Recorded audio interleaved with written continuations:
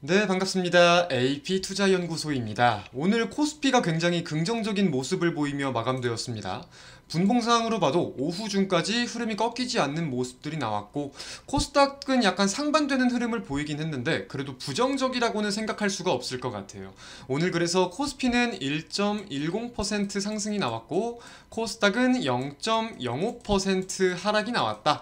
이렇게 정리를 해볼 수 있겠습니다. 수급적으로도 좀 살펴본다면 유가증권 시장, 즉 코스피에서는 외국인과 기관이 모두 매수세를 보였어요. 기관이 특히 1조 원이 넘는 강한 매수세를 보이는 흐름이 확인되었고 코스닥 시장에서는 양대 포지션이 모두 매도세를 보이기는 보였지만 무언가가 그 수치, 거래 대금 자체가 크다고 하기에는 좀 미미한 수준이 아니었나, 크게 의미를 부여할 수준은 아니었다 라고 해석을 할 수 있겠습니다. 지금 우리가 시장에서 주목할 수 있는 포인트, 최근에 굉장히 다양한 일들이 많았죠. 뭐 애플, 중국 관련된 내용도 있었고 우리가 유럽, ECB의 금리 관련된 내용들도 있었고 무언가가 한국의 개별적인 업종들에 대한 수급 이슈 등등 다양한 게 있지만 결국 제일 중요한 거는 금리잖아요. 금리. 그쵸? 그래서 이번 주 제가 슈퍼위크라고 좀 말씀을 드렸었고 우리가 굉장히 주목했어야 되는 이유가 물가지수가 발표가 되는 데에 대해서 포인트를 뒀었는데 자, CPI 소비자 물가지수 그리고 PPI 생산자 물가지수 발표가 되었습니다. 사실 굉장히 둔화되는 모습이 나왔다거나 시장이 긍정적으로 해석할 만큼 잘 나왔다. 이렇게 해석할 요소들은 크지 않았어요. 특히나 PPI, 생산자 물가지수 같은 경우는 아무래도 소비자보다 생산자 물가가 이 원유, 그리고 자재들의 원가, 이런 것들에 보다 먼저 반영이 되겠죠. 그래서 PPI는 국제 유가 상승세가 보다 빠르게 반영이 되면서 에너지 관련된 게 10% 넘게 오르는 모습을 보이고 PPI가 상승하는 모습을 보인 특징적인 모습들도 분명히 있습니다. 불안하고 안 좋은 내용이 맞아요. 하지만 금리에 지금 왜 초점이 두어져 있는 상황에서 이게 악재로 안 다가왔냐. 어제 미국 증시도 그렇고 오늘 국내 증시도 그렇고 결국은 이러한 내용들이 있어도 연준이 금리를 동결시킬 거라는 전망에는 변함이 없다는 거예요.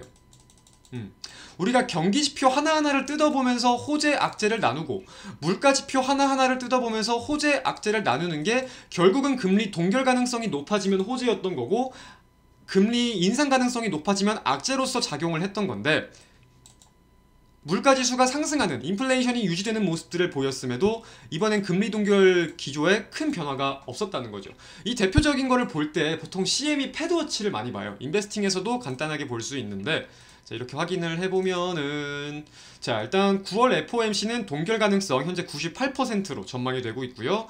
올해 그리고 11월, 12월 두 차례 FOMC를 더 남겨두고 있습니다. 그래서 11월 달도 동결 전망, 12월 달도 동결 전망이 모두 11월은 65%가량, 12월은 58%가량으로 전망이 되고 있기 때문에 시장에서 인플레이션을 크게 주목하지 않았다라고 살펴볼 수 있을 것 같아요. 자, 그러면 우리가 다른 측면으로 생각을 해보면 어떻게 또 생각을 해볼 수 있을까요?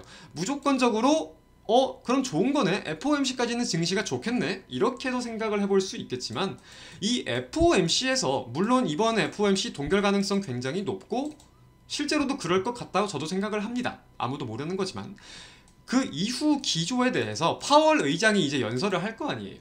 파월 의장이 연설을 하는데 현재의 인플레이션 그리고 경기에 대한 해석과 향후 통화정책을 세우는 데 있어서 어떤 부분에 중점적으로 다가갈 건지 현재의 생각은 어떠한지 여부를 말을 할 텐데 그 부분을 우리가 주목해야 되는 거죠. 그래서 이제 9월달 FOMC를 기점으로 해서 9월 말 10월달은 FOMC가 없잖아요. 10월달 통화 지표들은 해석이 되는 방향이 어떤 방향일 것이냐, 파월 의장이 말한 거에 초점이 맞춰서 해석이 이루어질 확률이 높다고 저는 판단을 하고 있습니다. 그래서 9월 FOMC 전까지는 그래봤자 이제 3일 정도 남은 건데 그 3일 정도 이제 경계감이 또 갑자기 부각되면서 떨어질 수도 있겠죠.